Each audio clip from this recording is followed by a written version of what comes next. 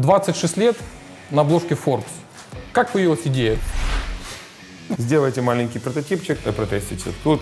Хорошо, но мне не понравилось. Я верю в хантинг, мы тебе будем платить гораздо меньше, чем ты зарабатывал, но это бизнес. Как в твоем случае случился контакт с IT? Играл роль там 20 девушек, от их лица общался. Да. Мы относимся с тобой к сексуальному меньшинству. Короче, меня опять не поняли. Ладно, я пошел. Мы в наше время любим женщин. Вот это большое везение. Мы к твоему девайсу ID телефона привязаны все твои параметры тела. Точнее, чем профессиональный портной.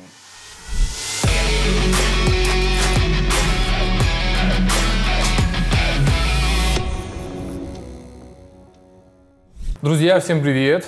Мы продолжаем серию увлекательных рассказов об IT-продуктовых компаниях Украины. И у нас сегодня наш гость, один из самых успешных украинских IT-бизнесменов, Вадим Роговский и компания 3D-Look. Вадим, привет!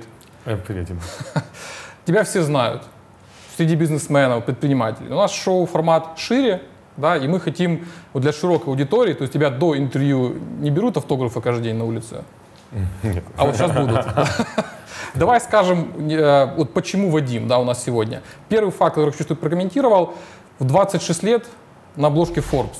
Вот как это вообще возможно? Что берут на обложку Forbes? Это случилось, наверное, после того, как моя компания Клики, наверное, стала известна максимально в Украине и, наверное, по всей Восточной Европе, когда мы подняли раунд, и еще, и как бы, то есть часть акций была выкуплена напрямую у меня с моим миноритарным партнером. Это была достаточно громкая новость. Я эту компанию там, то есть прошло от запуска до этой сделки меньше 3 лет. Компания была оценена в $8 миллионов. Ух ты. И, соответственно, вот этот факт послужил тем, что, наверное, Forbes выбрал меня, чтобы быть на обложке. То есть $8 миллионов 26 лет. Она была оценена, да. Ну, понятно, что там, то есть я лично получил там около миллиона от этой сделки, да. Нифига себе, то есть в Украине доллары миллионер, не постесняюсь сказать этого слова, 26 лет. Ну, так получилось, да. И скромный, да? Круто, потому что Forbes это в основном миллиардеры, олигархи, то есть они видели в тебе... Здесь скорее, там еще был рейтинг 30 до 30, соответственно, был упор, еще как бы на молодых предпринимателей, естественно. 30 предпринимателей Украины до 30 лет? Да. Но все равно с потенциалом, условно говоря, стать миллиардами, там, ну, 40, конечно. То есть тут были чуть-чуть другие критерии, миллиардов еще не надо было, да, тут как бы скорее потенциал и уже какие-то, естественно, измеримые достижения на сегодняшний день, конечно. Круто. Второй факт – это получение $1 миллиона в 2018 году для компании 3D-Look, да, от фонда 500 Startups, да, в Штатах. Нет, скорее там было несколько инвесторов, наверное, в сумме мы собрали, да, это был такой, типа, наш сид-раунд посевной, $1 миллион, мы собрали его летом 2018 года, там кто поучаствовал, Horizon из Украины, наверное, самый большой украинский фонд, да, 500 Startups, это один из самых известных акселераторов вообще в мире, они зашли конкретно как инвестор, и ряд ангелов из Штатов и из Украины.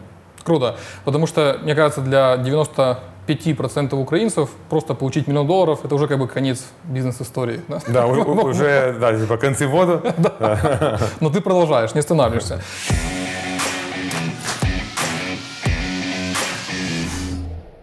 Родился ты в Одессе. Да. Ты часто говоришь, что Одесса твоя родина. Да, я патриот Одессы, можно сказать так, да.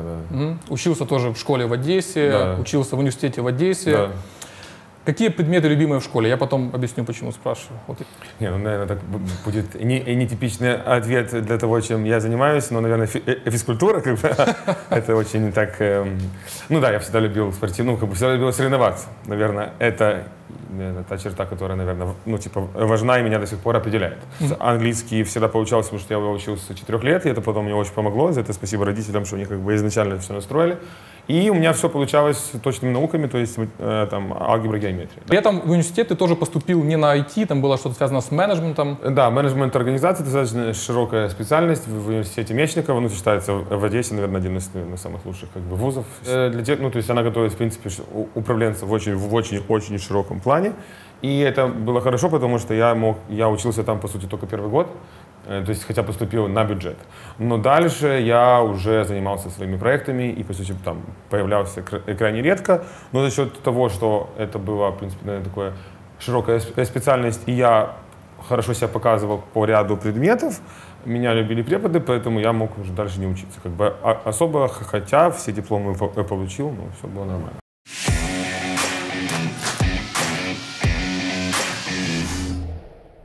То есть ты человек преимущественно, скажем, софт-скилловый, маркетингово, бездев, продажный. То есть мы можем сказать о том, что человек может основать технологический глобальный стартап, не будучи как бы сам технарем. Безусловно, конечно. Круто. Конечно. То есть это, вот... это стереотип, который надо разрушать. То есть, ну, как бы, то есть можно не быть технарем. Нет, кто-то должен быть технарем, скажем так, из кофаундеров желательно. Но можно даже и нет, но лучше, чтобы кто-то был. Но изначально тот, кто, собственно, принял решение, тот, кто потом станет CEO этой компании, да, он может не быть технарем, конечно. Да, да. В Штатах это стандартная история. Там конечно, генеральный директор. Безусловно. Почему-то в Украине такой стереотип, да, что нужно точно быть программистом, чтобы сделать стартап. Ну, это не так. Ну, такой стереотип был, когда ты в Силиконовой долине, что если ты не кодер, то типа это не круто. Но это уже прошло, да.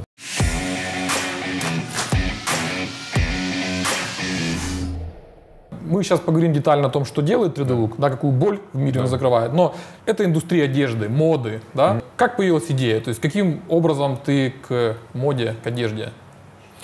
Да, это интересно. То есть я скорее заходил не со стороны моды, я заходил со стороны технологического opportunity, да, то есть что можно сделать что-то крутое на базе камеры телефона, да. И но я хотел что-то более практичное. То есть не для вот, типа развлечений, потому что тогда все говорили про эти фильтры на лицо, да, как Луксер делал. Ну, естественно, что практично? Измерить человека, оцифровать его тело, да.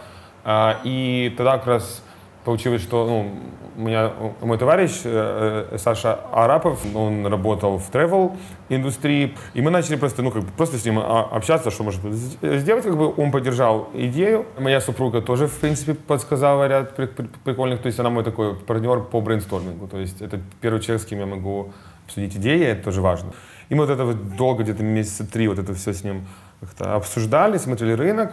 Изначально мы это смотрели чуть-чуть по-другому. Смотрели на это как, да, действительно, оцифровать тело человека это осталось неизменно, но мы это хотели сделать сначала, попробовать для индустрии все-таки развлечений, построить 3D-модель, чтобы люди ее одевали в прикольные костюмы и расшаривали. Да? И у меня там на Фейсбуке есть фотки, там, как там, мы ставили там, человека в костюме Бэтмена там, на газоне, как бы, да, то есть это типа, прикольно. Сейчас бы, наверное, это полетело гораздо лучше, тогда просто люди были не готовы, сейчас тогда не было там ТикТока и так далее, то есть мы были, наверное, слишком рано. Но мы получили вообще, то есть без никакого там paid-маркетинга, получили там около 50 тысяч инсталлов. Мы поняли, что мы не пойдем дальше здесь, потому что это чисто под экзит история, там мы не нашли там бизнес-модель, но мы собрали больше 100 тысяч уникальных там пар фотографий спереди и сбоку. Это то, что сейчас одно из уникальных наших там типа активов и преимуществ перед любыми конкурентами. Потому что у нас уникальные данные, причем их там куча. И мы дальше к нам присоединились. 200 тысяч вроде бы у вас сейчас. Ну, то есть, да? Да, то есть сейчас уже где-то около 300 тысяч. Да. 300.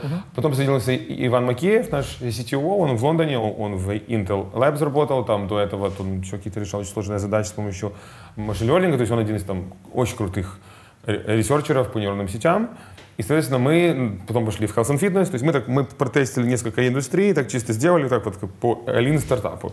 Сделайте маленький прототипчик, протестите тут. В Health and Fitness там типа тоже мы поняли, что это как nice to have, но это не painkiller, да, очень важно. То есть это не то, без чего люди не смогут жить. И тут как раз в fashion retail мы сделали приложение Starlook, которое подбирает размеры, дает тебе размеры твои в топовых брендах, и плюс еще тебе говорит, на каких celebrities ты похож по форме тела, и вот их как бы луки, посмотри, что они носят, да. Если у тебя там типа перевернутый треугольник, вот люди с перевернутым треугольником, вот что они носят, да. И это там тоже получили там 1020 инсталлов, тоже вот там еще добавили там фоток, да, и показали это брендам. И бренд говорит, хотим вот себе вот это функционал. Мы такие,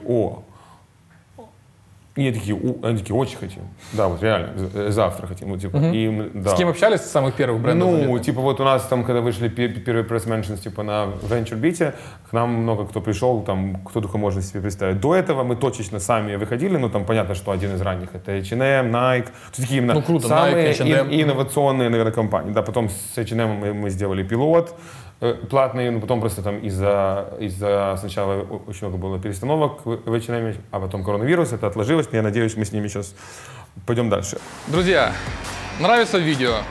Если нравится, пишите классные вопросы в комментариях, и мы обязательно их зададим нашим следующим гостям. Но самое главное, то есть, почему Алькор это делает, эту серию интервью, Очень просто. Мы хотим помочь Украине. И как это сделать? Вдумайтесь.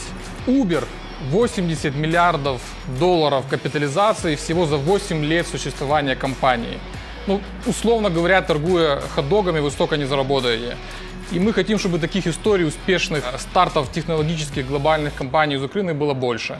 Поэтому Алькор, с одной стороны, приглашает успешных IT-бизнесменов, и вы можете брать их примером, да, черпать инсайты и состартовать свою компанию. С другой стороны, Алькор сам приглашает иностранные технологические компании в Украину и помогает открывать офис, находить программистов и с прочими операционными сервисами. Подписывайтесь на нас.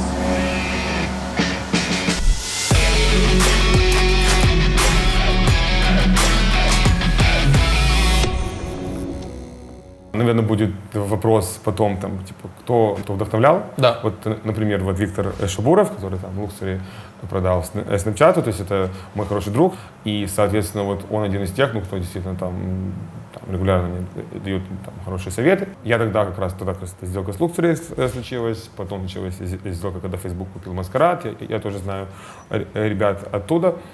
Ну, вот это как бы вдохновляло. А Luxury — это, кстати говоря, для наших зрителей одна из самых крутых, таких эпичных сделок. Мы говорили в прошлом выпуске о Ринге, крутой сделке, мы говорили о Viudel, самый такой первый, да? Да, Viudel вот. первый, да. И Luxury, ее купил Snapchat, это компания из Одессы. Сколько там денег было? За 150 миллионов долларов? 150 миллионов долларов. То есть в Украине компанию можно продать за 150 миллионов долларов. Да, она не была полностью украинская, да, но, по крайней мере, здесь была основная команда. Основная команда. Вот. И второй пример, ты сказал, Facebook купил... Маскарад, но это белорусская компания, но тоже как бы рядом. Okay. Да, Okay. Вот.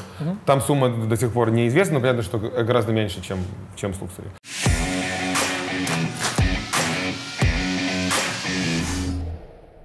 Что еще в Тедлуке у меня получилось, что я нашел себе американского кофаундера, причем это произошло... Уитни. Да, у меня это получилось органично, потому что как раз нам был где-то уже год, я поехал в Сан-Матео, нас выбрали в Boost VC акселератор, считается самый крутой акселератор в мире по сложным технологичным проектам. Это помогло с точки зрения нетворка, с точки зрения, что я там находился, были разные возможности, разные ивенты, митапы.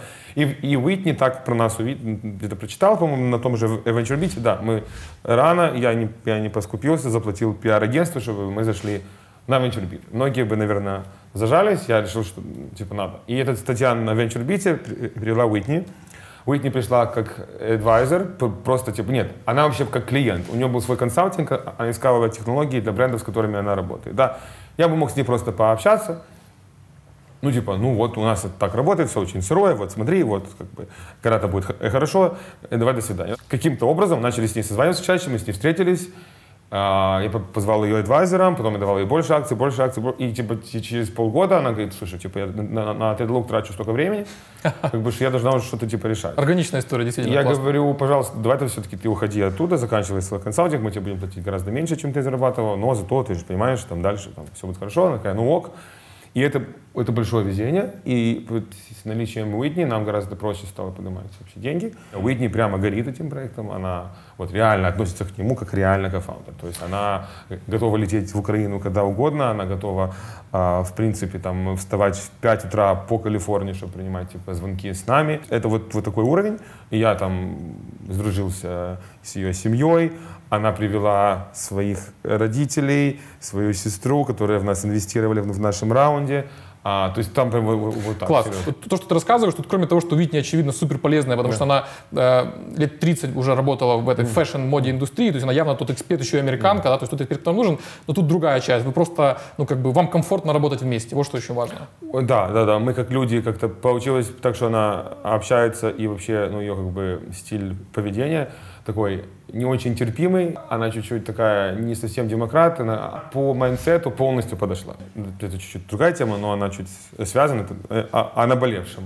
Очень люди недооценивают понятие и важность софт-скиллов. Считают, что софт-скиллы для тех, кто для продажников, для маркетологов. Если ты разработчик, какие софт-скиллы, сиди и пиши код. А в Штатах совсем по-другому. Если ты разработчик, ты дизайнер, ты должен быть коллаборатив, ты должен презентовать то, что ты делаешь, должен общаться, потому что от этого зависит. Улыбаться. Куда тебя продвинут, да. А у нас считается, что нет, ты, значит, какие софт-скиллы вообще? Типа, а зачем? Так вот, именно поэтому, к сожалению, такая из Украины-то особой истории успешных там, крайне мало. именно, наверное, софт-скиллы одна из огромных проблем. А, наверное, это проблема, наверное, воспитания, проблема предыдущих поколений, проблема, что софт-скиллы в нашем комьюнити давно не ценились.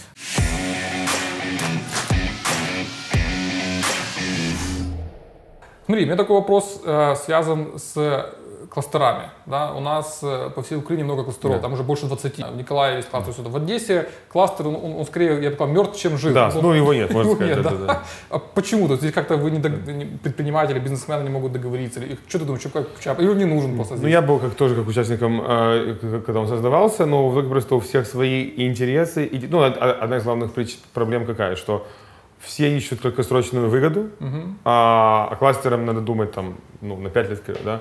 И второе, причем я тогда тоже делал там некоторые выступления в университетах и так далее, то есть я пытался что-то вкладывать в это. Но просто люди, во-первых, собрались с сиюминутными интересами, а что мне с этого? Плюс еще и там, ну, типа аутсорс и продукт, ну, вообще никак не могли договориться, а в Одессе хоть и много стартапов, но именно если говорить уже там тех, кто пришли до продуктовых компаний, их сильно меньше, чем аутсорсеров. И поэтому такое лобби аутсорса было, поэтому как-то вот, может еще и не хватало сильного лидерства, да, скажу честно. То есть куча факторов совпала, почему кластер пока что в Одессе не получился, но надеюсь, когда-то получится. Я смотрю, что именно в Одессе как-то я больше такое напряжение чувствую между сервисными, аутсорсинговыми компаниями и продуктами. Да. Почему? За кадры, да, борьба? Ключевая, да? Да, я думаю, за кадры. Я думаю, что просто, ну, действительно, у нас получается, что есть и региональные аутсорсинговые компании, ну, и офисы больших компаний, типа там Циклум, Люксофт, Логика. И, ну, естественно, борьба за кадры, и просто сильно больше кадров задействовано в аутсорсе. Поэтому, как бы, они чуть-чуть, как бы, перевешивают. Хотя и много стартапов здесь, но пока они не на той стадии. Да.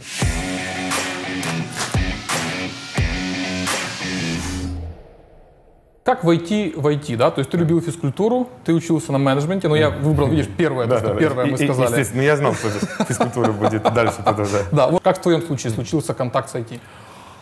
Как в твоем случае? Ну, то есть получилось, что моя первая именно работа по найму, ну, вообще, да, то есть, что получил деньги, так, типа, была, что я настраивал интернет в некоторых там организациях, например, в Макдональдсе в Одессе, как бы. Это не оказало никакого, я просто это поделал, я получил какие-то деньги и, типа, и понял, что вот уже сентябрь, второй курс, хочу найти работу сам. Вот. И нашел совсем другую работу. Это, я знаю. Да, типа переводчик в брачном агентстве, да. Это тоже к IT относится очень только так, потому что просто через веб-портал я там, типа, играл роль там 20 девушек, от их лица общался, да. Но я искал работу, которая меня не будет напрягать и позволит мне параллельно там, ну, типа, быть, скажем так, flexible, заниматься там чем-то еще, там, интересоваться, там, читать, как-то еще учиться. Вот это как раз, то есть если там то, что я занимался интернетом, это скорее вообще ничего не дало, кроме того, что просто я понял, что да, уже хочу искать работу сам, наверное, да.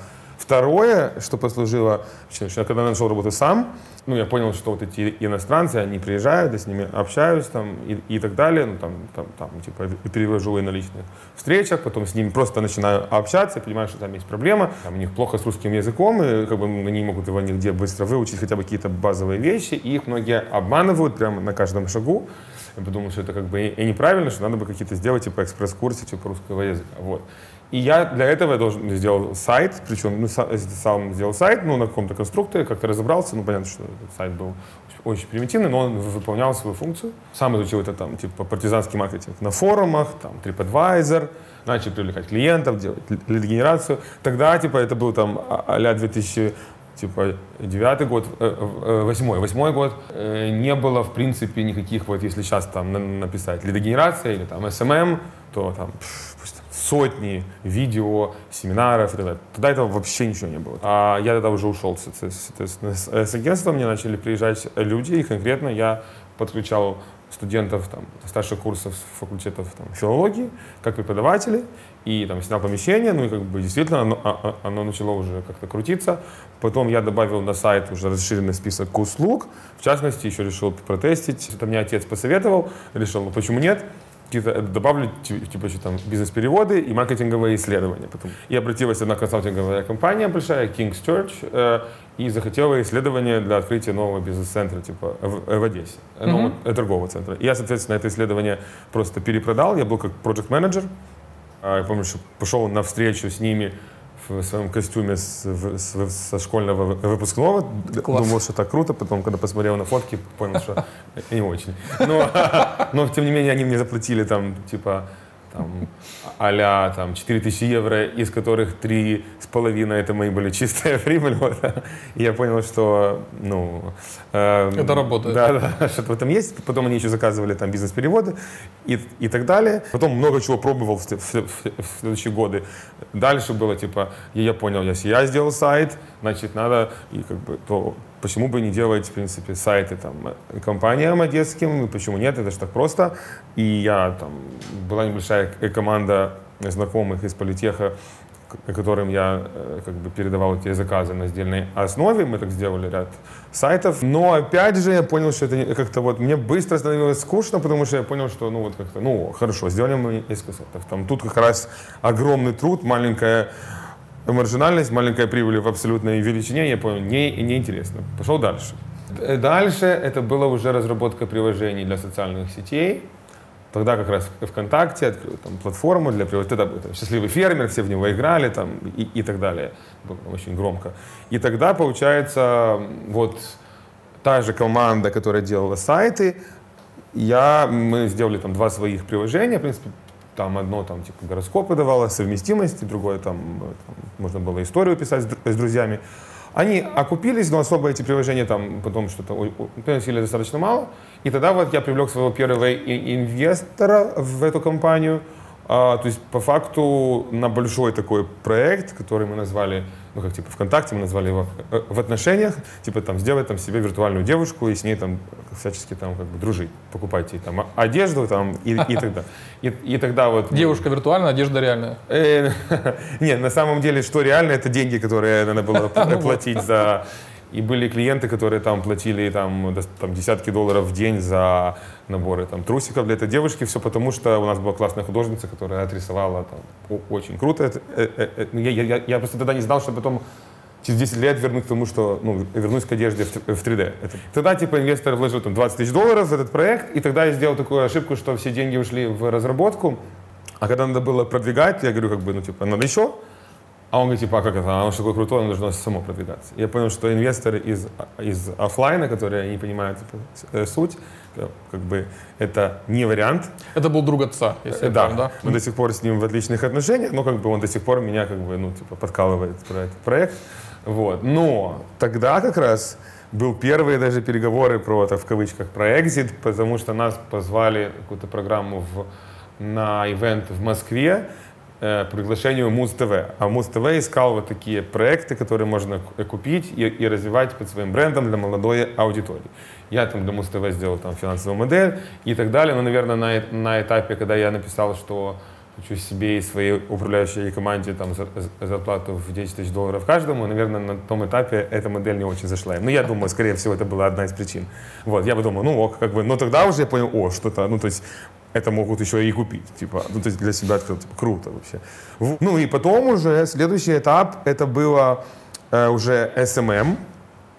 Да, тогда еще мы пытались что-то сделать типа вместе с отцом, поэтому он, то есть мы основали это агентство Face to Face Media, где он был как бы директором, я больше как был вдохновитель, кто там всячески это двигал, а он нанимал как бы людей, обучал их, да, вот. Но SMM не взлетел. У нас, то есть это как бы агентство было достаточно долго, для меня это больше как был сайт-проект. Что оно мне дало, что я действительно окунулся уже в маркетинге и рекламу в социальных сетях. И вот тогда как раз ВКонтакте, вот произошел важный момент, ВКонтакте открыла возможность переходов из приложений по внешним ссылкам. То есть можно было что? Делать рекламу. То есть можно было делать там баннера, которые ведут на всевозможные там Groupon, там, другую, там, какую-то онлайн-игру. И это, конечно, открыло сразу же возможность туда вливать деньги, да. Я тогда уже на тот момент работал еще проект-менеджером в аутсорсинговой компании Softtechnics. Ух ты, и такой опыт у тебя был. Это компания вот Александра Барнякова, да, и, то есть он давно ее там продал, да, и по факту я тогда мы с ним познакомились. Okay. Будущим бизнес-партнером. Да, вот. И да, я уже умел писать техзадания, делать макапы, все это описывать, как все работает, то есть тогда, в принципе, это дало. И вот это все, вот если этот опыт, типа, собрать, я писал и сделал, в рекламную крутилку с помощью тех еще ребят, которые делали приложение. Да. Пошел сам общаться с разработчиками приложений, чтобы они вставили, а рекламодателями были разные там, то есть там были такие партнерские программы, где я просто взял баннера, ссылки, и мне были там отчисления, да, шли. И в итоге это очень хорошо полетело, потому что не было тогда рекламных сетей, там было буквально 1-2, и тогда, ну, то есть там через 3 месяца, там, типа, там, эта сеть уже приносила там $10 000.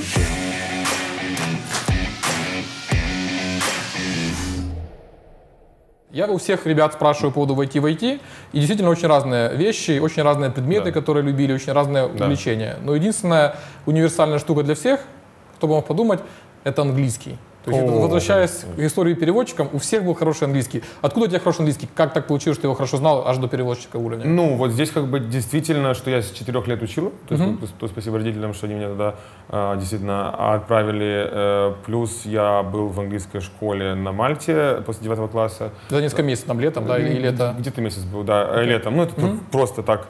Я там общался только на английском, наверное, да.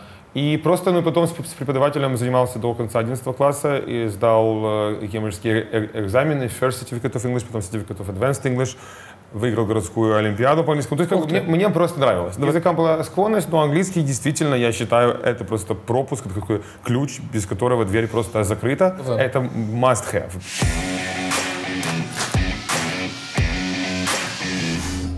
Не могу на этой теме как бы не остановиться, что касается брачного агентства, да? И, в принципе, ты человек эпатажный, экстравагантный. Ты писал от имени 20 девушек. То есть ты хорошо разбираешься в женской психологии, похоже. У меня были шаблончики там разные, но понятно, что я потом мог уже там немного там увлечься этим. Фраза будет звучать, как будет, так будет. И я как бы всегда любил женщин, да, и поэтому я всегда... Так это нормально. Мне интересно было, как бы всегда все было интересно, я анализировал, я думал, как бы я действительно, то есть там, не знаю, как-то разбирался в женской психологии. Мы относимся с тобой к сексуальному меньшинству. Да. Мы в наше время любим женщин. Вот, поэтому мне даже было неловко это сказать, может. В 21 веке, да. Слушай, и дальше эта тема, она у тебя прослеживается, потому что потом у тебя очень крутая конференция есть ежегодная, Mobile Beach Conference, да? И там у тебя раньше, не сейчас, понятное дело, там в 15-16 годах была тема, там, где было очень, там конкурс красоты был, очень много красивых девушек. Я просто видел в интернете там миллион фото, там, где Вадим в центре и вокруг красотки. То есть это что, это маркетинг? Это... На тот момент просто мне казалось, действительно, я хотел сделать такую конференцию, которая рушит все устои, потому что я уже находился к тому моменту на конференции скучной, где там за немаленькие деньги ты получаешь там невкусный кофе, там какой-то там непонятный там типа какой-то там ланч, конференц-зал, скучных спикеров, аудитория, которая тоже, естественно, уже усыпает, и мне это все как бы надоело. Я решил, что просто тогда в рамках продвижения клики, надо было как часть пиар-стратегии, как бы, свой ивент, да, типа, что мы делали уже комьюнити. Конкурс красоты это был как бы один из такой яркий элемент Mobile Princess. Типа, замануха. Да. Как, типа вот, что это не просто контент, а мы хотели, чтобы это было, это весело, это для людей. Вот эта конференция для людей. Да, просто я потом понял, что потом уже играет негативно, почему от этого отказались и заменили конкурс девушек конкурсом стартапов, не так сексуально, но типа, да, уже, потому что мы как бы, типа, росли. Серьезные люди, да, стали. Потому что ряд компаний, типа Salesforce, там, вот уже началось такое, что не отправляли спикеров, потому что начальник увидел, что тут девушки, а в Штатах особенно совсем к этому иначе относятся. Сексизм. Да, и я понял, что так, пора заканчивать, потому что это потом ударит по нам, я не смогу рассчитывать на самых крутых спикеров и так далее. В итоге это получилось правильно, потому что в 2018 году у меня были там спикеры любых, там от Фейсбука, Гугла и так далее. То есть мы поняли имидж, да, но это было не просто. И, как бы до сих пор Mobile Beach ассоциируется, с конкурсом красоты. Но это такой был важный этап, который я прошел. Я не жалею, что это было, мы развлеклись прикольно, но понятно, что я потом извлек уроки, что просто надо как бы изначально понимать риски. Да.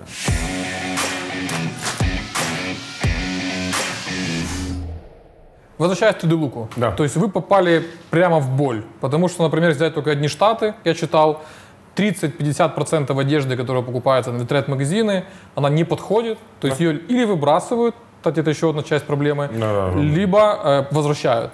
И это 30 миллиардов долларов потери для бизнеса только в Штатах. Да, вот расскажи. Да, эта цифра как бы растет, и еще проблема в том, что люди, то есть там уже сформировался такой майндсет, что они покупают 3, то есть они берут там вещь, просто берут там 3 размера, да, возвращают 2, а то и 3. Потому что и там типа 75% возвратов из-за того, что она плохо села, плохо сидит. Остальные 25%, да, это там субъективно там просто, ну там типа потрогал, там не понравилось. Да. Когда это возвращается, бренд несет, ну то есть ритейлер несет издержки за доставку. То есть платит не клиент, платит ритейлер. Потому что все сейчас говорят, что доставка бесплатная, ну типа возврат бесплатный. То есть покупайте, возвращайте, да. А, соответственно, эта одежда потом, когда возвращается, очень часто ее уже не успевают вернуть в продажу, потому что уже типа как бы, ну типа там типа, акция закончилась, коллекция закончилась.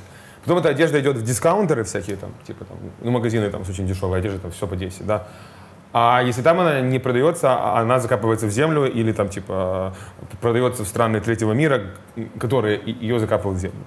Или там сжигают. И в итоге это все типа environmental problem, очень большая. Свалки, то есть заваленные. Да, одежда один из топ-3 вообще загрязнителей в мире, хотя тут, ну, мало кто понимает. Да. Смотри, ну эта часть окружающей среды круто, да. Но с точки зрения бизнеса, даже посмотреть, это же жесть. Да, там ритейлер, если нужно вернуть, вернее, ему возвращают 50% одежды, да. Но редко бизнес-модель выдержит такую нагрузку, да, особенно если каких-то... Есть такая публичная компания Revolve, вышла в прошлом году, она сделала IPO, у нее по официальным, ну, пожалуйста, все официальные данные, 80% возврат. Да. Офигеть. И что сделал 3D-Look в этой ситуации? Ну, соответственно, мы сделали B2B решение, которое мы долго очень думали, как его проще всего упаковать в продукт, потому что одно дело, как бы технологию мы сделали там еще там, в каком-то очень там простом виде, когда вот там первый был Press Mention летом 2017 года, у нас уже была в простом виде, а намеренно, если человек стоит в супер понятной нам позе, мы могли его даже измерить, да, там, типа там, ну, хуже, чем сейчас, но это могло как-то работать. Вот. 39 размеров, я прочитал, вы меряете, да? 39. Не, ну я имею в виду про точность, да, то есть как-то могло работать. Да, мы изначально хотели мерить одетых людей, мы хотели изначально, чтобы end-user тратил как можно меньше усилий, потому что до этого много компаний это пробовали, много компаний сжигали десятки миллионов долларов и закрывались. В чем была проблема? Например, там было много факторов. Люди не были готовы, технологии не были готовы, ритейлеры не были готовы, но одна из причин, потому что очень сложный user experience. Надо было мячик между ног держать или там карточку кредитную, ну, то есть, и там очень много было стоять перед белой стеной, голым там и так далее. Какие-то специальные костюмы одевать? Ну, читал, да? Костюмы — это отдельная тема, тоже сожгли кучу денег, закрыли, ну, как бы закрыли проект, да. То есть, как бы мы сразу шли более сложным путем, мерить одетого человека, вообще без всяких. То есть мы просто должны его видеть на фотке, все. И это было гораздо сложнее задача, потому что в супер типа строгих условиях человека измерить гораздо проще. Да? И вот это как-то работало. Мы там после VentureBeat к нам как раз пришли, вот H&M, Nike, Adidas, кто только не пришел, где-то 200 лидов, наверное, был на бизнес. Это еще долго, там еще, наверное, год после этого приходили с VentureBeat, и мы говорили, я был на всех демо, на всех звонках с компаниями разного размера, вообще всеми. Пару сотен демо, наверное, я провел и услышал это все, и я просто, ну, то есть мы рассказываем. Вот такая есть технология, супер, хотим. Мы говорим, ну, так расскажите нам, как вы хотите ее использовать. И тут была проблема, потому что они не знали. Это новое, они говорят, ну как-то надо это встроить на сайт или приложение, а как люди будут с этим взаимодействовать. И нам потребовалось еще 2 года, чтобы, ну, не только на это, в принципе, мы технологию, наверное, только летом прошлого года уже можно было сказать, что мы достигли своей цели, что действительно человек просто вот спереди, сбоку, в любом, там, на любом фоне, вот здесь, где угодно, и мы меряем его там, очень часто точнее, чем профессиональный портной. Да? На это нам потребовалось там 3 года. Да? То есть точнее, чем профессиональный портной? Да, потому что у портного есть тоже человеческий фактор, и он меряет долго, а человек пока дышит, и за счет только там даже движения там, диафрагмы груди, может быть разница объема груди 6-8 сантиметров. А так как мы это делаем мгновенно, то мы засекаем человека именно в нужный момент. Да? Поэтому, ну, то есть за счет всех этих факторов мы точнее. По поводу размеров, то есть вы в итоге пришли к тому, сейчас человек, который покупает в интернет-магазине, он просто делает 2 фото на свой смартфон, да, отсылает вам и моментально получает все размеры. Отсылает нам, то есть он, ну, представь, там есть у нас один там клиент в Нью-Йорке, 1822denim.com, это достаточно большой ритейлер, продающий джинсы. И там очень, то есть вот нам потребовалось много времени, чтобы прийти к этому, что такое продукт. Это вот такая кнопочка, там Get My Fit. Ты на продуктовой странице джинс. Ты нажимаешь на эту кнопочку, открывается виджет, ну просто такое окошко всплывающее, да. Если ты с ноутбука, то тебе сразу там типа QR-код, чтобы ты перешел на свой телефон. Или вбей свой номер, тебе придет ссылка там, по смс. Да? Переходишь на телефон, там забиваешь свой рост, это все, что надо руками, и 2 фотки. Причем можно в зеркало, можно там, типа, кого-то попросить, там, вот. И там 20-15... Ну, как девушки в Инстаграме, да, в зеркало. 15-20 секунд, и тебе говорят, вот твой размер этих джинс. А потом ты идешь смотреть другие джинсы, третьи, четвертый, тебе сразу размер автоматически высчитывается для них, потому что мы уже знаем, мы тебя оцифровали, мы знаем твой профиль. И мы хотим, миссия компании, оцифровать тела онлайн-консюмеров по всему миру. То есть оцифровать тела всех, кто покупает в интернете. Да, там, хотя бы собрать 100 миллионов цифровых профилей людей. Этого будет достаточно, чтобы экстраполировать это на, типа, там, на всю шопинг-аудиторию, в принципе, мира. И ты можешь себе представить, насколько ценная это... Слушай, пока мы до этого момента дошли, то мне казалось, это идея на миллиард. Но когда я это услышал, тут просто трудно представить. Если это у нас получится, да, то потому что, мы хотим, как это у нас должно получиться, потому что сейчас, если те интеграции мы вовремя запустимся с теми клиентами, которые во время коронавируса к нам все прибежали, то мы на 100 миллионов профилей за год не выйдем, но там за 3 года это очень реально. А с точки зрения, там, мне интересно, юридической части, это законно, да, вот собирать, это хранить? не персонализированные данные, это не имейлы, не имена. Вы вот эти вот фотки не мэчите мы фотки удаляем именами. сразу. Мы с фоток забрали то, что все нужно? метаданные, что нужны, фотки удаляем. Мы полностью GDPR compliant. Круто. Вот. Мы храним, что вот мы к твоему девайсу ID телефона привязаны все твои параметры тела. О технологии. Да, мы говорим, тут 3 технологии. Да, это computer vision, компьютерное видение. Это machine learning, это либо нейронные сети, искусственный интеллект и 3D, да, технологии.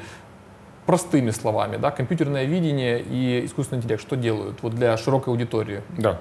Сначала компьютерное зрение и нейронные сети позволяют нам на фотке человека, вот стоит человек, да, позволяют найти точки под одеждой на его теле. Соответственно, как мы это делаем? Потому что мы сотрудничаем с рядом университетов, где студенты размещают эти фотки в рамках своих там заданий, да. Поэтому мы столько фоток разметили и скормили нейронным сетям, что теперь нейронные сети это делают лучше, чем человеческий глаз. Дальше у нас есть такая параметризованная 3D-модель. Как это объяснить? Это просто огромный кусок кода, который описывает, как разные части, разные параметры тела человека изменяются одна в зависимости от другой. То есть описывают антропометрию. Описывают, что не может быть, если у человека там грудь 120 сантиметров, у него и могут быть там, например, бедра 60. Ну вот такие, но только гораздо сложнее. И вот эта вот 3D-модель такая, назовем ее такая, настраиваемая, вот она вот встраивается вот в этот контур, который мы получаем. Да? И получается уникальная 3D-модель. И только с нее мы снимаем уже параметры. Вот это наше главное ноу-хау. Одно из, что мы из 2D идем в 3D, с 2 фоток мы идем в 3D-модель, и только потом снимаем параметры. Потому что те компании, кто пытались, сжигали деньги и заканчивались, они просто мерили по фоткам. А ты понимаешь, что ты по фоткам у тебя не будет той точности, потому что ты просто берешь там типа пиксели, взял ширину и переводишь ее как-то в объем. Ну, мы так пробовали в самом начале. То есть, это как бы один из тех подходов, которые мы сразу откинули. Это очень неточно. Очень много данных, очень много экспериментов, очень много людей. То есть у нас там только 28 человек, это R&D команда. Кто тестировал эту тему? Кто конкретно там это все разрабатывает. Да? То есть это очень серьезная команда. Я хантил целые маленькие команды из Samsung, у меня есть люди там из Materialize, Luxoft. То есть мы прям там, я верю в хантинг. Я сам иногда ханчу людей. Я считаю, что это правильно, что это бизнес. И что на меня некоторые люди обижаются. Я считаю, что хантинг это ничего личного. Это бизнес. Ну, то есть у меня тоже иногда хантили людей, я не обижался.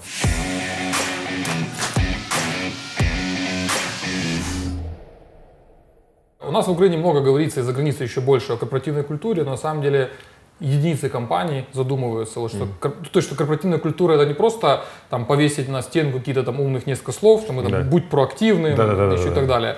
Они, мало кто понимает, что если реально удастся внедрить это, чтобы это просто без тебя ежедневно выполнялось всеми сотрудниками какие-то правила, именно это дает там взлет в миллиарды и так далее. Как в 3D Look? Да, я в этом году активно очень занялся этой темой, но я и раньше интересовался, просто в этом году прочел ряд книжек. И в одной умной книжке, в принципе, такая фраза есть, что корпоративная культура — это то, что происходит в переговорке, когда из нее вышел руководитель. Да? То есть как люди принимают кучу мелких решений, которые потом способствуют к выходу на какие-то там высоты. Да, вот что ими движет. Очень часто идет большое расслоение там, в компаниях, что я знаю, что пишутся декларативные стейтменты, там, клиент первый, мы инновационный, по факту никто не знает, зачем это, что это за руководители себе ставят галочку, у нас расписана миссия, корпоративная культура. На самом деле это должны быть, я считаю, в первую очередь принципы, которым соответствуют все новые сотрудники, все текущие сотрудники, и чем они руководствуются при принятии всех этих всех маленьких решений, и которые, конечно, идут к большим решениям. Скажем так, и чтобы их внедрять, это не должен просто это посыл должен идти от CEO, но обязательно, это, знаете, коммуникация и снизу вверх. Вот мы завтра едем всей компанией на рафтинг, и там я хочу послушать всех касательно того вообще, что они думают про это. То есть мы определили там 5 принципов. То есть там первое это любопытство и open mind, то есть без всяких предрассудков, быть всегда открытым ко всему новому, искать всегда пути решения текущих задач лучше. Да, то есть всегда быть открытым. Дальше это collaborativeness, то есть сотрудничество. Сотрудничать постоянно для решения любых задач. То есть мы не приемлем людей, которые вот сам сидит и что-то себе делает и не может взаимодействовать. Да. Третье, это, понятно, hard working, то есть просто, если ты, это не значит, что работаешь 24 часа в сутки, нет, это значит, что если ты в рабочем режиме, дома или в офисе, ты весь здесь. Ответственность и коммитмент, то есть если ты коммитишься, ты делаешь любой ценой. Только если что-то не получается, потому что недостаточно было входящих данных на старте, ты говоришь руководителю, но ты делаешь, потому что есть очень много людей, которые просто коммитятся и не делают, то есть это сталкивался с такими постоянно. И пятое, это good spirit, доброжелательность. Вот очень важно, то есть не распространять в компании культуру каких-то условно у нас были примеры, когда люди кидали в чатике какими-то суицидальными мемасиками, типа юмор в стиле «жизнь говно», знаешь, вот такого плана. Это процветает в IT-сфере, но это не то, что я хочу здесь культивировать всячески. То есть это такие вроде простые вещи, но это штуки, которые четко можно проверить и понять, что люди этому соответствуют или нет.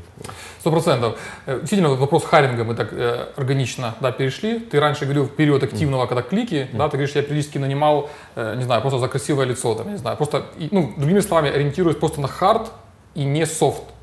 Сейчас у тебя, похоже, меняются приоритеты. Ты понимаешь, что корпоративная культура и софт, они где-то важнее, похоже. Да, по сути, мы сейчас искали даже дизайнера. Одно из важных было критериев, это он должен был презентовать на английском свою работу, тестовое задание. И он презентовал, в частности, и моей американской сотруднице. Да? То есть это очень важно. Дальше, то есть по сути, для всех, кроме, наверное, QA, да, или каких-то очень углубленных разработчиков, мы активно смотрим на софт-скиллы, безусловно.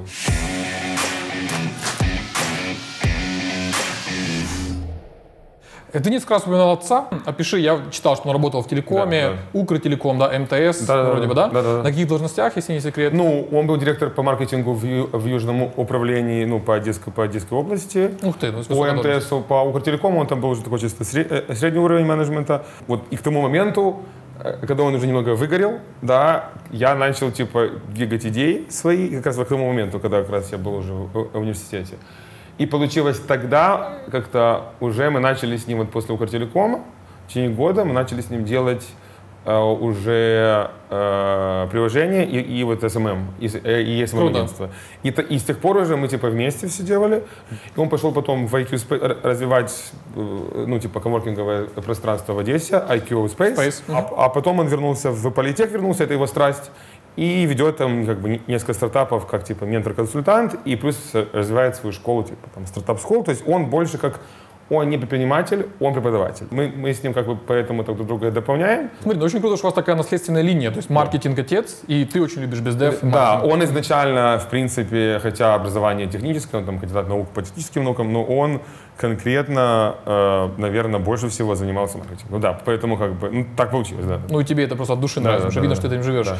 Мама в какой сфере? Она учитель музыки и фортепиано, поэтому у меня, еще достаточно музыкальная семья.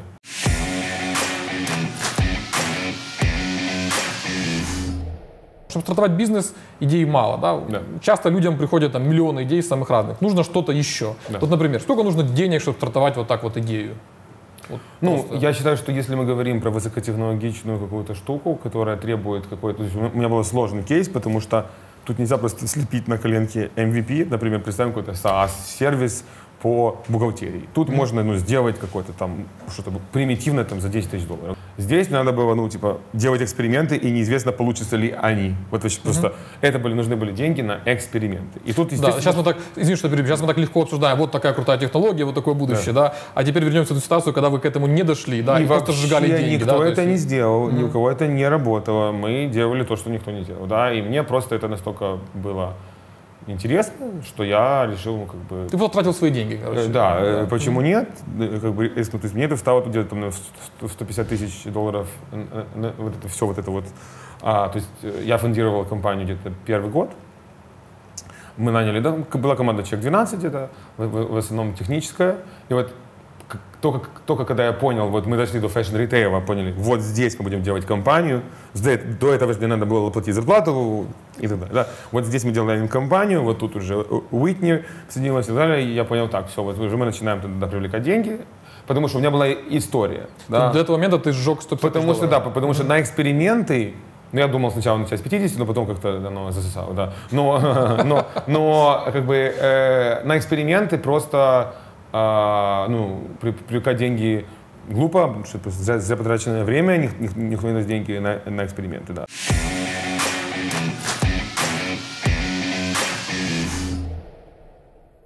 А прокомментирую эту историю, это была на там, прекрасном IT, да, по поводу того, что кроме объявления и награды лучшим, объявление и награда худшему сотруднику, да, 3D-Look. Это правда, не правда? Это было тогда про клики, это было типа года 2 назад, я тогда просто тестировал новые темы, даже года 3 назад. Я просто понял, что мы потом это отменили, потому что по факту это, ну, достаточно было, скажем так, как бы демотивирующе. Меня уговорили мои HR и так далее. Просто я всегда люблю что-то новое протестировать, как это отразится на продуктивности, мотивации, то я думаю, что я перегнул. Ну, с другой стороны, очень круто, что видишь, что ты не боишься тестировать, не боишься быстро откатываться, если что-то не зашло, да?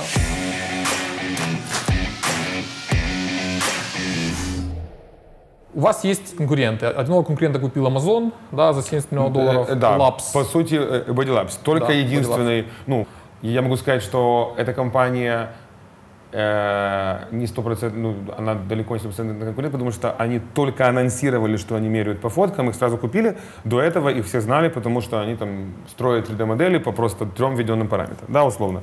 Поэтому это нельзя назвать, ну, они не прошли вот этот путь. Они просто там часть пути, они делали кое-что свое, да. Мы пошли гораздо дальше. Я общаюсь с основателем Body Labs, я много чего знаю там изнутри. А остальные конкуренты, ну, как я говорю, много компаний это пыталось, вот была волна, 9-10 год. Да, то Зазо, Япония, потом какой-то Мипл Швейцарии. Да, и сейчас уже у нас есть там, да, вот, это уже новая волна компаний, которые появились частично даже благодаря, наверное, той шумихе, которая была вокруг нас, ну, это, то есть, как бы, это окей, понятно. Некоторые где-то одновременно с нами, потому что, естественно, идея не приходит в голову кому-то одному. Ну, то есть идея измерять человека по 2 фоткам, это же как бы, это идея у очень многих людей, да. Вопрос, что единицы ее, как бы, ее реализуют, да.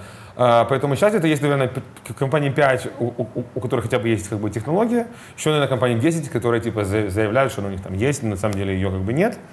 Но мы, естественно, опережаем всех хотя бы где-то на год-полтора, только за счет того, во многом за счет того, что мы уже дошли до понимания, что наш продукт, у нас есть клиенты, трекшн, рост. Они застряли, не тоже застряли, они еще идут на том этапе, что у них есть технологии, они бегают по рынку, как бы рассказывают, ну, как мы раньше делали давно. Вот у нас есть технология, подскажите, что нам с ней делать.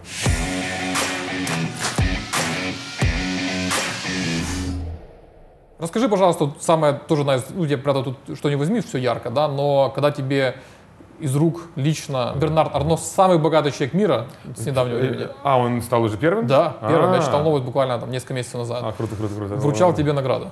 Он с тех пор приподнялся, конечно, как мне вручил награду. Может быть, из-за того, что вручал тебе награду, да? Я за него, да, очень приятно. And the winner is 3D Look.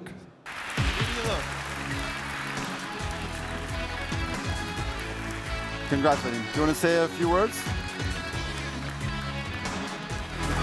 That's amazing. Как это получилось? Нам пришло приглашение, чтобы мы заполнили заявку на награду. Мы заполнили. Но мы прошли несколько этапов и оказались уже в топ-30. И нам дали стенд прямо на стенде LVMH. Нам дали, ну, типа, там были стендики для Париже, стартапов, да? Как раз где-то год назад, прямо в середине мая. И там я еще выступил конкретно на стенде LVMH для всех брендов LVMH. Там же большое количество брендов. Да. Не все про одежду, но много. Потом мы вышли в топ-5. И, получается, дальше уже я не знал, кто из пятерки выиграет. И вот меня вот объявили, но это было круто, потому что сразу было там куча интервью, прессы и так далее. А сразу после этого к нам еще как инвестор ангельский зашла Наталья Водянова, которая, бывшая супермодель, и она сейчас, она еще и супруга сына Бернара Арно, который руководит брендом Берлути. Поэтому у нас так все. И она, кстати, достаточно активно, в принципе, она нам помогает в части там каких-то интродакшенов. Слушай, прям чувствуется, знаешь, вот такая концепция игроков, да, то есть человек, который есть какие-то выдающиеся, не просто он делает какую-то работу хорошо, а выдающиеся качества, да. Вот во всем рассказе чувствуется выдающееся маркетинговое качество. Видишь, у тебя Наталья Водянова, да, Бернард Арно, и куда ни возьми, да, у тебя такая история супер яркая, супер завернутая. Вопрос в том, что нам помогает то, какой образ мы строим, и действительно за этим образом, мы в него как бы верим. Иногда мы продаем даже чуть-чуть будущее, тут рассказываем, то есть часто действительно оно как бы работает так, как мы хотим. В 2017 году, когда была статья на VentureBeat, мы каждый раз молились, чтобы там не было погрешности в 10 сантиметров, да, как бы. Но в итоге мы знали картинку, к чему мы идем, и мы к ней шли. И это получилось. Да.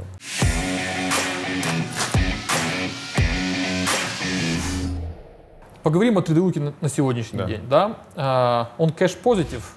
Нет. Еще, то есть есть ревеню, но вы еще тратите больше, чем... Потому что у нас только 60% это очень дорогая R&D команда, и у нас не было пока такой цели. То есть да, мы сейчас мы не анонсировали, но мы подняли такой pre-A раунд, как раз когда увидели, что мы так активно растем во время коронавируса, нам надо было просто чуть-чуть закинуть денег, чтобы еще нанять людей. Мы сейчас наняли человека в Штатах, в Нью-Йорке, мы сейчас 10 вакансий где-то в Украине, и будет больше. А мы взяли вот как раз такую сумму круглую, $1 миллион еще закинули от существующих инвесторов, и в основном, то есть такой раунд закрытый, и этого уже должно хватить либо, чтобы выйти на break-even, либо просто мы решим, что тогда уже мы поднимаем типа Series A большой и растем дальше. То есть как бы тут несколько вариантов. Скажи в целом, чтобы было понимание у нас, сколько у тебя там дев-центр, то сколько у тебя людей в Украине, именно людей всего? Да. Сколько? И сколько из них разработчиков? У нас сейчас где-то 50 человек в сумме. Из них, я бы сказал, около 30 это R&D команда. Это все разработка, продукты, дата-сайентисты и так далее. Еще у нас где-то в районе 10 вакансий активных. То есть у нас где-то будет, наверное, 60. У меня CTO и кофаундеры в Лондоне и 2 человека в Штатах. В Штатах. У Уитни и человек в Нью-Йорке, который... который выходит с понедельника. В понедельник. Окей, круто. Я думаю, что компания, как у нас стандартная история, она скорее структурирована в Штатах, да, но здесь имеет свой дев-центр. То есть вот такая история. Абсолютно верно, да. Нанимаю, ты упомянул 10 человек в Украине, да, ты говорил о том, что, да, в Украине, с одной стороны, большой пул разработчиков, но именно в сфере computer vision, да, machine learning не такой уж и большой. Сейчас больше, наверное, стало, еще пару лет назад было совсем тяжело. И, соответственно, еще один пример классного маркетинга, который мне понравился, это статья по поводу fuck you money. Как переводится? Переводится скорее деньги, после которых тебе не надо уже работать. Да. И вот ты продавал эту историю очень прикольную вот с этой точки зрения ребятам. Что, ребята, смотрите, вы работаете там в большой компании, заработаете за свою там 25 лет активной жизни $800 тысяч условно, в среднем, можно там спорить, но плюс-минус. А в стартапе вы заработаете те же деньги, но есть шанс, если стартап взлетает, вы заработаете там просто $1 миллион за акции. Да. Ну, это просто великолепно, потому что, видишь, у нас много разного маркетинга, но нет такого конкретного, который ты делаешь. Пришло после этого? Были отклики? Как? Были отклики от моих существующих сотрудников, где мои акции. Это было первое. Это стандартный, да, отклик. Это было первое. Я говорю, вот сейчас. Нет, и мы действительно, до этого у меня была программа для всех топов, мы сделали ее для всех, и такие акции дали, то есть все, у нас есть полностью прозрачные. Мы, наверное, одна из очень немногих компаний в Украине, где официальная американская опционная программа с официальными сертификатами, и причем, что это уже как бы разрешили. То есть... То сначала сделали, а потом это разрешили, похоже. Да, ничего уже. Отлично. Да, вот. Мы надеялись, что как бы разрешат. Вот. И, соответственно, действительно, я это продвигаю внутри. То есть есть как бы показатель, когда вот там расстаешься с человеком, да, и ему надо, получается, свои акции либо выкупить, либо он их теряет. У него там 3 месяца, да, и люди выкупают. Okay. Да, то есть, берут, я бы сам купил, вот, я понимаю. То есть, грубо говоря, понятно, для них это очень дешево, но все равно как бы взять и дать там $1000, $2 там за акции. Или люди говорят, да, хочу купить. Ну, то есть, как бы, а это примерно там их зарплата, там, или там ползарплаты. Ну, то есть, как бы, это круто.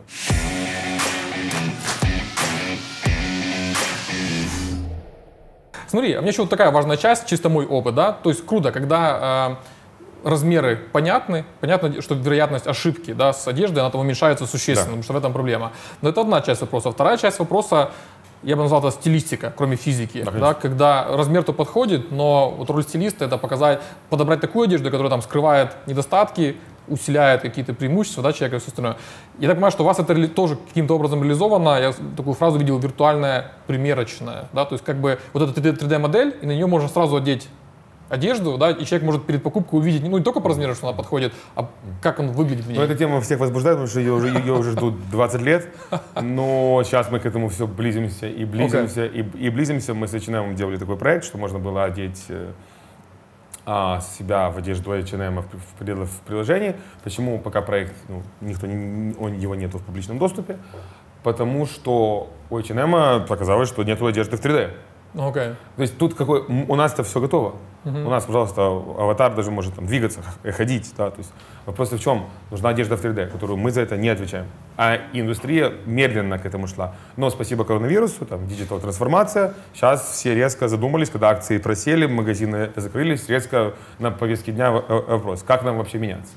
И тут как бы конкретно, да, я знаю, что начали инвестировать в оцифровку одежды. Поэтому, надеюсь, в следующем году, может даже до конца этого, уже вот можно будет увидеть какие-то публичные проекты Класс. с виртуальной примеркой. В этом тоже огромное. Мы одни из тех, кто прям в первом ряду как бы готовы, да.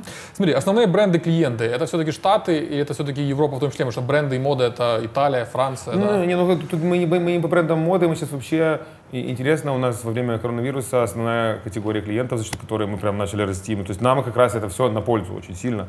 Мы начали расти за счет огромных компаний, которые шьют униформы для солдат, полицейских, защитные униформы, там, радиационные униформы для врачей, например, что это все актуально. Плюс там униформы даже для просто там служащих там, заводов, там, кого угодно. Потому что в чем проблема? Есть такие мультимиллиардные компании, которые шьют униформы для миллионов людей, но они что делают? Они отправляют специальных людей, которые измеряют их. Сейчас это невозможно. Поэтому они раньше интересовались нами, и мы даже какие-то сделки закрывали, это было очень долго. Сейчас там циклы продаж снизились до там, недели, месяца. И, соответственно, вот сейчас за счет этого мы растем. Мы сейчас отошли чуть-чуть от понятия fashion, мы больше вот помогаем таким индустриям.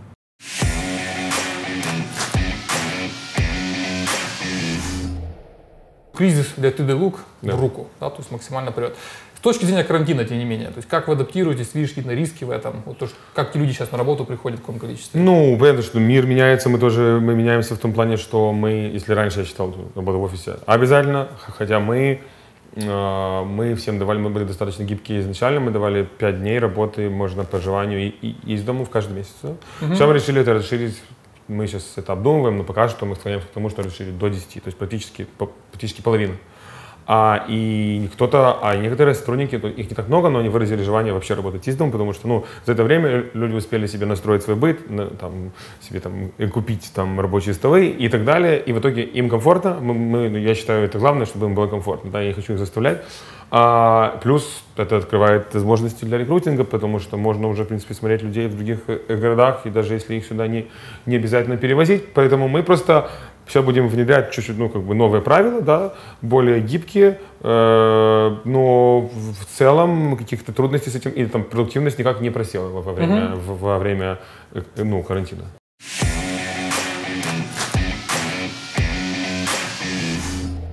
Кто-то мне говорил из моих знакомых таких крупных менеджеров компании EPAM сервисной, да, что было, говорит, 2 EPAM. EPAM до того, как Штаты, EPAM после того, как Штаты. Это прям две большие, как небо и земля. Ты тоже полгода как минимум проводишь в Штатах, да? Скажи, насколько это важно для компании из Украины, вот быть так часто в Штатах, и что именно ты там получаешь? Скорее просто действительно, я могу сказать, что там у нас действительно 60% клиентов, там основные адвайзеры. 60% клиентов, да, в Штатах? Часть инвесторов. И я получаю там скорее, опять же, нетворк, который я строю, то есть там, чтобы строить, строить отношения с людьми, то есть украинский такой еще менталитет, что Надо, типа, там, привлечь инвестиции или продать компанию. Сейчас я прилечу, на неделю все порешаю, а потом, типа, все посылают нахер. О, ну, блин, ну, значит, короче, меня опять не поняли. Ладно, я пошел. На самом деле, просто они привыкли к тому, что люди прилетают на неделю, да, и улетают сразу, как бы, да, и они понимают, зачем на тебя тратить время. Ну, типа, мне говорили просто, ну, типа, люди, которые там живут, типа, ну, типа, зачем? Поэтому там, если ты там достаточно часто, то, понимаешь, все-таки ты как бы, ну, типа, свой, да. Когда я получил O1 визу, типа, в конце прошлого года, я собирался там уже проводить больше, чем полгода, то есть это такой, как бы, ну, типа, рубеж, да. Но, опять же, там, COVID чуть-чуть изменил планы, вот, но важно проводить, чтобы тебя там чувствовали своим, для чего, чтобы ты получал возможности, которые входящие, inbound, так называемые, которых так ты не получишь, сидя в Украине. Потому что ты не top of mind у людей, они про тебя не думают, они про тебя просто забыли. А так, когда ты там, тебе приходит, о, приходи сегодня выступи на метапе, приходи сегодня, о, у нас тут оказался спикер, приходи. О, у нас тут, я тут встречаюсь с человеком, не хочешь подойти. И начинается от этого, да. Но это, если ты на этом рынке работаешь, то там надо присутствовать.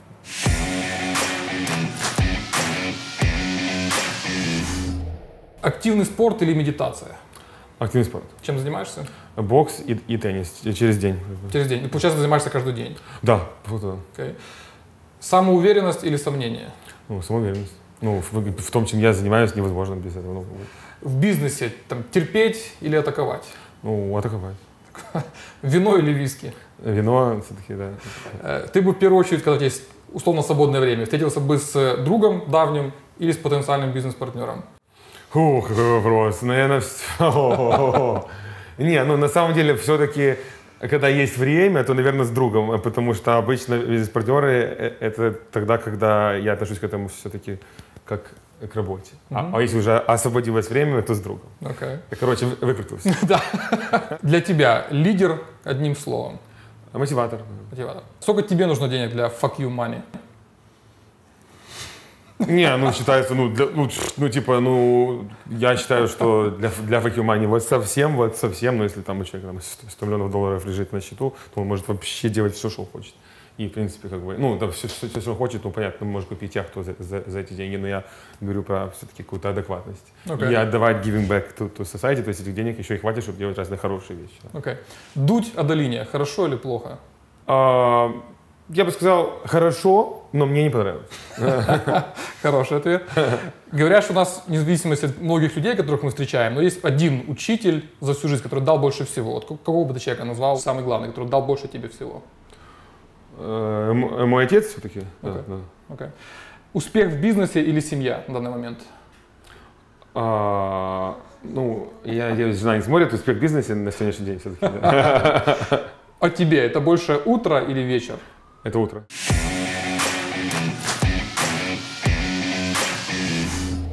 Вадим, вот если бы у тебя было время, например, бизнес-ланч, час времени, с абсолютно незнакомым человеком, что он должен писать в комментах, как он может тебя заинтересовать, чтобы ты выделил это время и пообедал с незнакомым тебе человеком? Ну, я бы сказал, что все начинается с идеи и при этом желание как-то ее реализовать, даже если эта идея вообще мне там чужда. Но я очень уважаю тех, кто не просто разговаривает, а что хочет делать. Я бы с удовольствием тогда бы помог бы, чем смог, там, советом, рекомендациями, опытом и так далее. Да. Ребята, предлагайте классные идеи стартапов технологических, и Вадим, если вы его и обоснование, да. Почему именно эта идея и почему вы хотите ее реализовать. И вот, вот это все вместе, это и будет, этого достаточно. Да, спасибо тебе огромное, супер вдохновляющее интервью для всех ребят, которые теперь понимают, что в Украине можно не только становиться чиновников и воровать. В Украине могут стоить миллионные компании, просто вот находясь в Одессе.